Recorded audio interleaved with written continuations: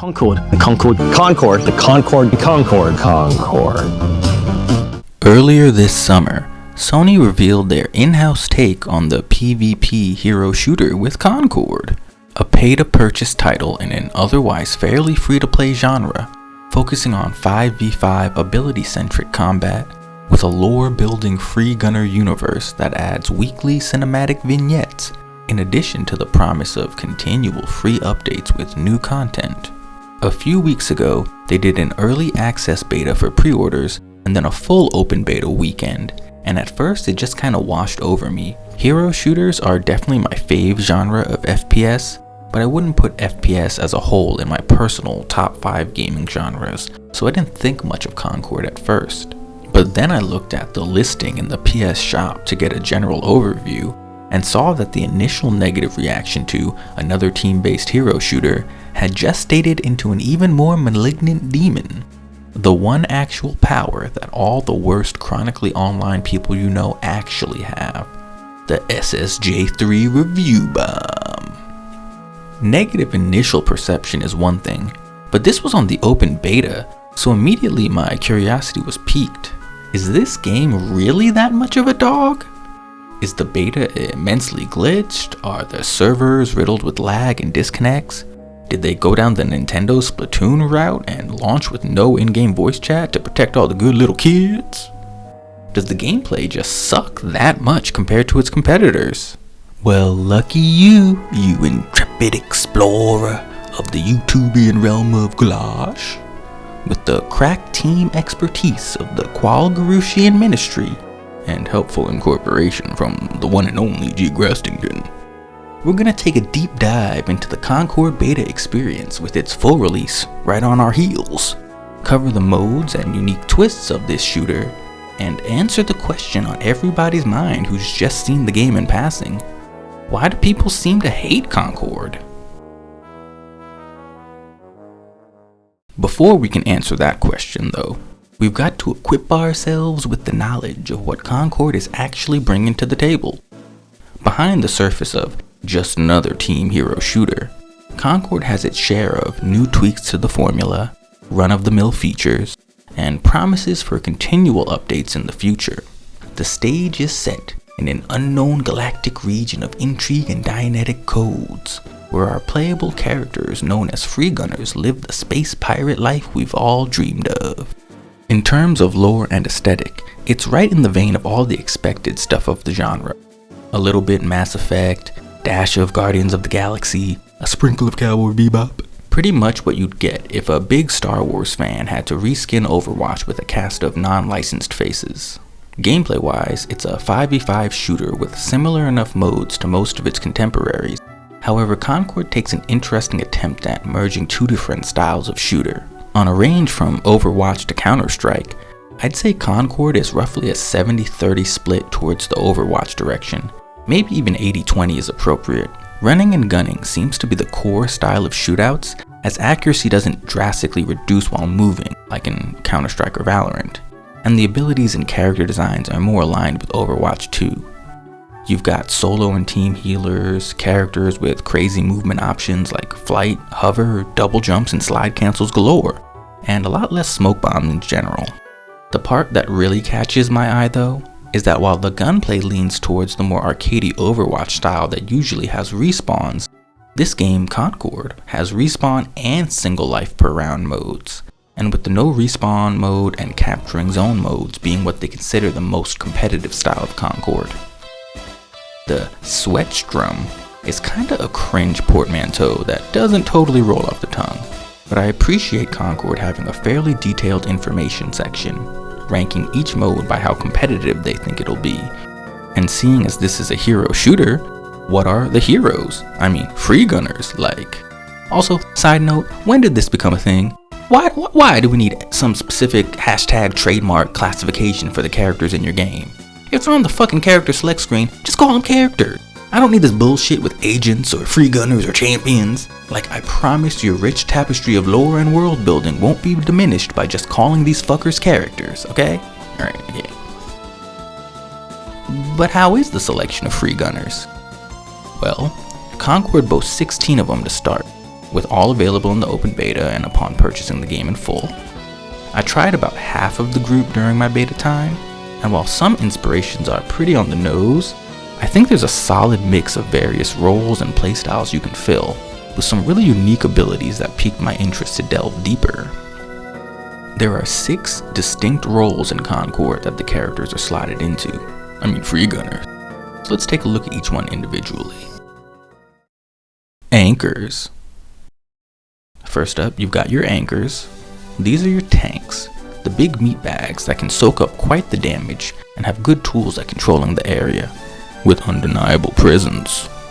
Amari seemed like the straightforward one, with an energy shield and heavy minigun that could rip things up. But my main pick of the beta was definitely One-Off, closing off choke points with air barriers so enemies couldn't shoot us but teammates could shoot through to them, or sucking up debris, aka enemy deployables, and then chucking them trash bombs on my way. Breachers. The ones who excel at initiating combat. Breachers are the role that helps break up that enemy area set in place by those anchors. The options currently being Starchild with his heavy-hitting shotgun and armored battle charge, or Deveers and their ability to chuck flammable black goo that ignites after a few seconds, or with a spark from Deveers' other ability or teammates. Haunt. If you're the type to always lock DPS no matter what, a couple Haunt characters might be for you, especially if you enjoy lots of movement options and trickery. All 3 of the Haunts showed up in my beta time often, all strong in their own right. Itzy's clone drops and teleporting sphere make her a pesky surprise. Baz with the slide cancel jump boosts and ranged or melee kunai attacks give Genji vibes for sure.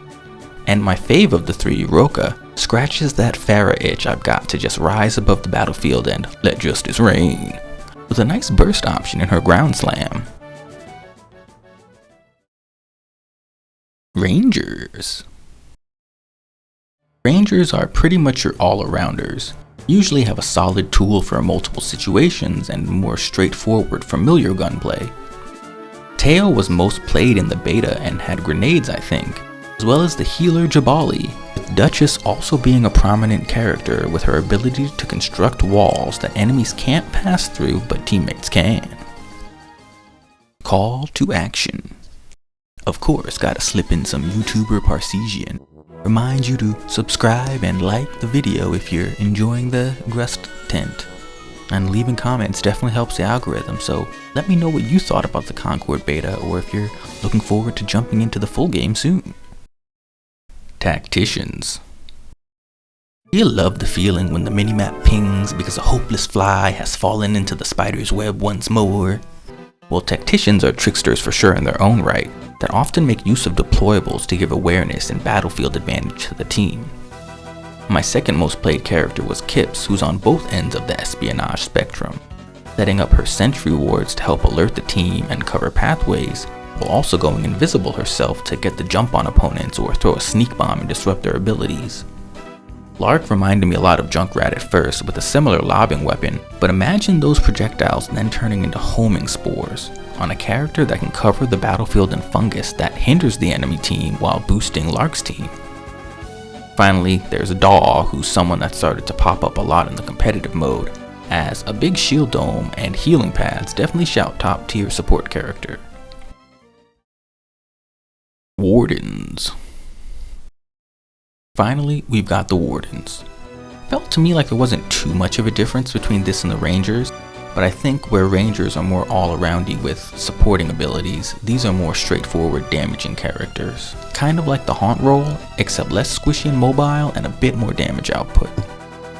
Lennox was a fave of mine in the beta for sure, with self-healing and slooping knife throws that explode and regenerate on kill. Plus the awesome passive of your weapon automatically reloading if you empty the clip and switch to your alternate weapon. Vale pretty much fills the sniper role for the game, which never really suits me so I didn't really try her. And Hamar rounds out the group with a bit more mobility with her float and air dodge, along with charge and crossbow for those one-hitters. SLOOPS. And of course, with ability-ridden characters, you've got to have some good SLOOPS. While not a new idea on its own, I absolutely love how they're coining this SLOOPS function to break down the very simple and fun aspect of skill looping. Most games with cooldown abilities have something like this, as they should, and it's great to see them give simple breakdowns for how characters can sloop themselves into regaining their best abilities after using them. This all leads up to and intertwines with what I believe to be the most compelling aspect of Concord: the crew builder system, variants and crew bonuses, and how all that ties into the competitive gameplay modes. Remember how we mentioned those crew roles earlier? Well, they have more impact than just giving your basic tank, DPS, support categorizations. No matter what game mode you're playing in, crew bonuses appear to always be active, where playing any character of a specific role at least once in a match will carry over a passive bonus to any character you play in that match. These are very straightforward bonuses that you can see here, and they definitely have a noticeable effect on gameplay. I only started messing with haunt characters on the last day of the beta because I noticed the overall mobility boost that absolutely helps every character, especially a big clunker like One-Off. I'd assume it won't take players long before they realize it's worth it to play almost every role at least once in a match to get those crew bonuses stacking, utilizing different synergies and team compositions of characters and roles, so each round could be a brand new team entirely as the group builds up crew bonuses for the further rounds. But it's when combined with the crew builder and competitive modes that you can really see the unique vision blossoming for Concord. As you might have noticed in this video, my character select screen doesn't have the full cast, and even has duplicates of some characters. With the crew builder, you're able to select 12 Freegunners from your roster, with 4 backup slots that are chosen by the game, and this creates the crew you're able to choose from each round. There are some criteria so you don't get locked out of playing. You must have at least 5 different characters on your roster, and you're only allowed up to 3 slots for any single variant. Variant though, not character. So what are variants then? Well, simply put, they're extras of characters that already exist, just with a different passive for each variant, and usually a separate costume to distinguish. A lot of this game's specifics aren't really known at the moment, but I'm genuinely curious to see how the variant feature evolves, as it's just a slight way for people to choose different styles of the same character, but could have big gameplay ramifications. This goes into the crew builder because that means you can technically have more than 3 stocks of any one Freegunner on your crew, you just need to incorporate a different variant. Pretty sure you can't still do a 12 stack of hot Lennox action only, but I think this is a cool way to promote this feature of character swapping for crew bonuses, while also letting people have a good handful of stocks for their main Freegunners. And it's the splash of Valorant Counter-Strike style gameplay that lets this really shine, as the competitive mode is zone capture with no respawns, and if you win a round in competitive, then you're locked out of using that character stock. If there's anything that gives me genuine hope for the growth of this game, as well as my own personal interest in theory crafting brain at work, it's seeing how these features can function together to evolve a game's meta. Do you start off the game with a character you're weaker with, but gives a great crew bonus like mobility or reload speed buff, so you get it early for the rest of the game? How does this affect the group dynamics and team building? Not to mention one of the coolest things I've overlooked for now, but most of these battlefield deployables, such as Lark's spore pouches or Kip's sentry wards, these things persist throughout rounds. And yes, they persist even through character swaps. Of course, doing character locks or bans and draft picks is a MOBA classic, but I genuinely cannot think of a game like this that I've played where you can set up things as one character, switch to a different one, and still have those traps and bonuses in effect to utilize as your new character.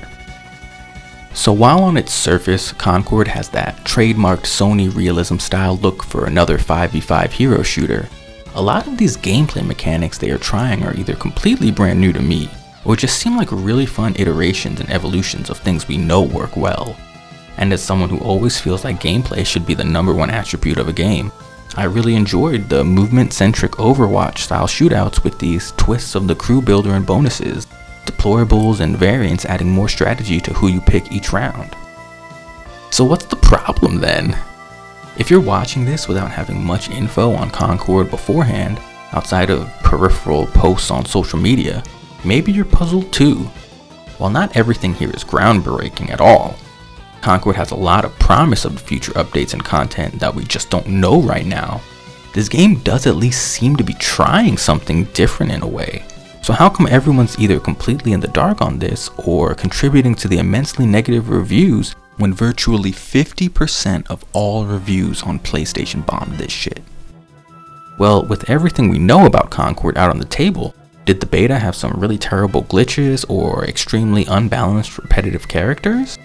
Is this game heavily lacking in content compared to contemporaries? Let's take a look now at the cons of Concord and see how those stack up. The Cons of Concord. First issue. While Concord seems to be for a more realistic style while still wild with space fantasy, it's understandable that some people might not love every character design. Looking at the character select screen, we can see that. Oh.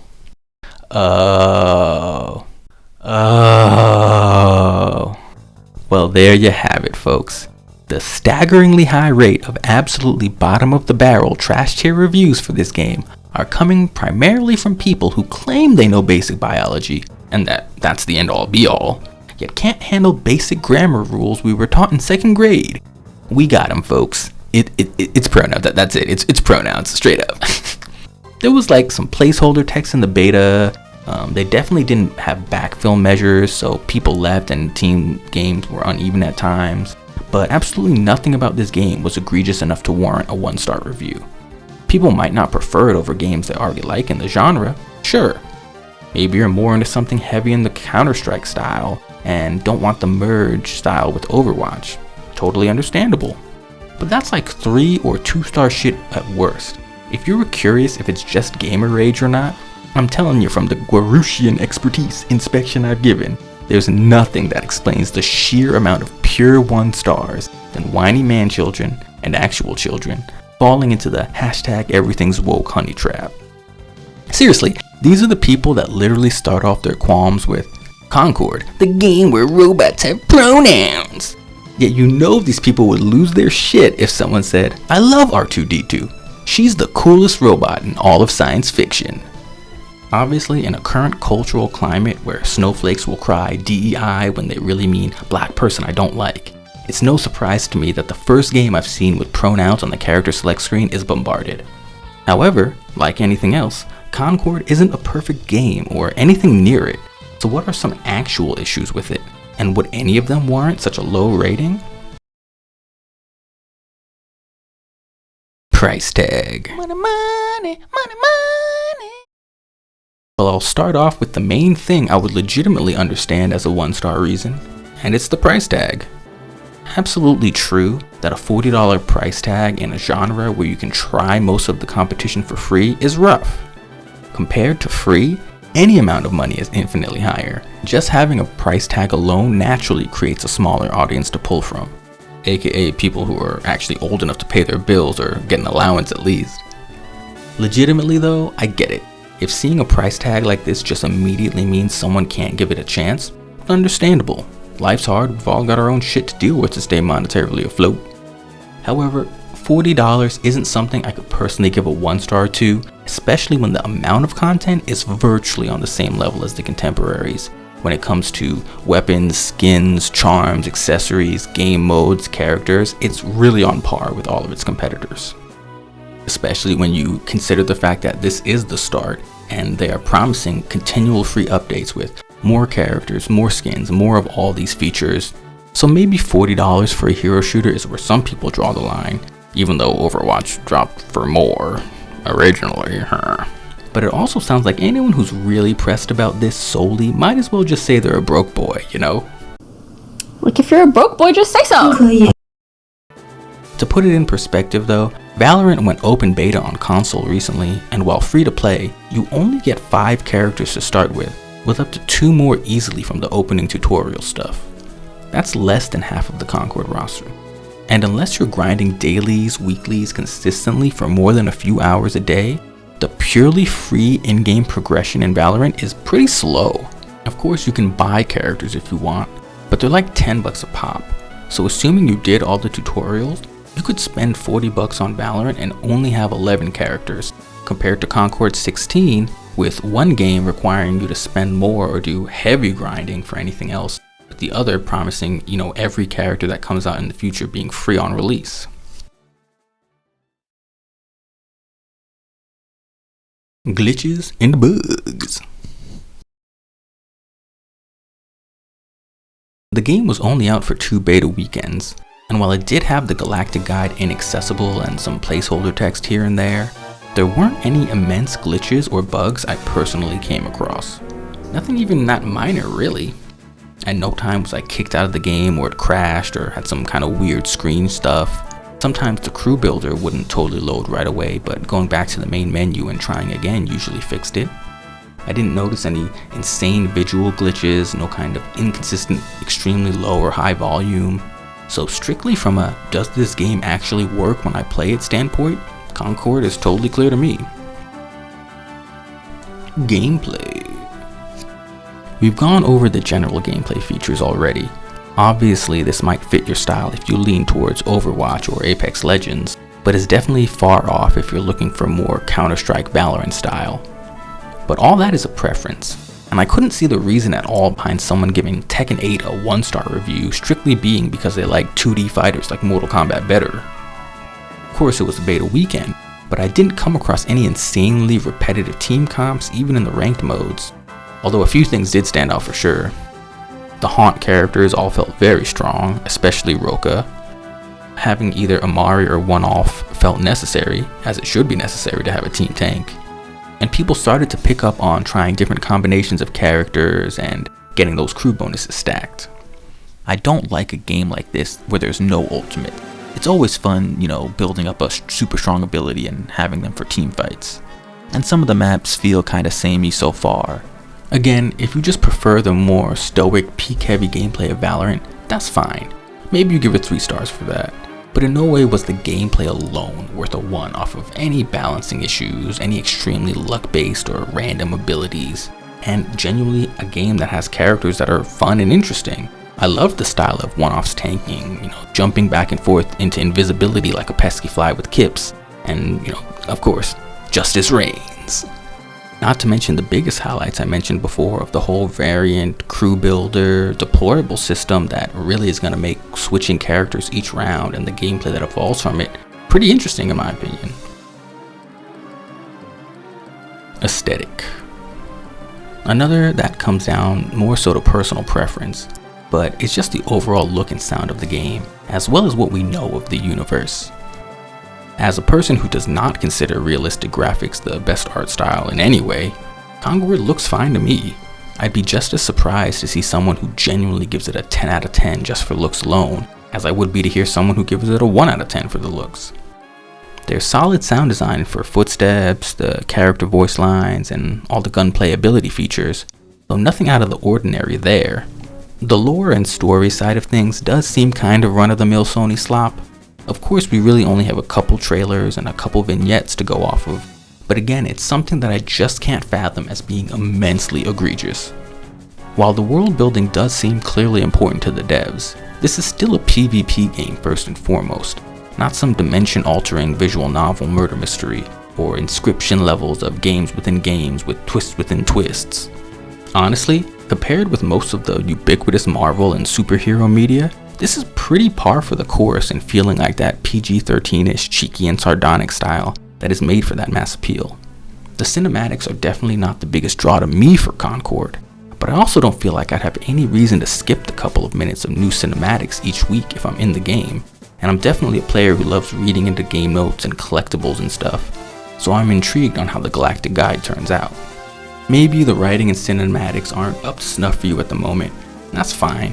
But again, if these are free weekly content updates, how is anyone legitimately giving this game 1 star for story building when it's a harmless addition at worst that you can just hold X to pass through? Promise. That brings us to the final section of the Cons of Concord, as well as the culmination of this video as a whole, and the one real aspect of the game that I think is totally reasonable to be skeptical about. And it's the promise of the whole game itself.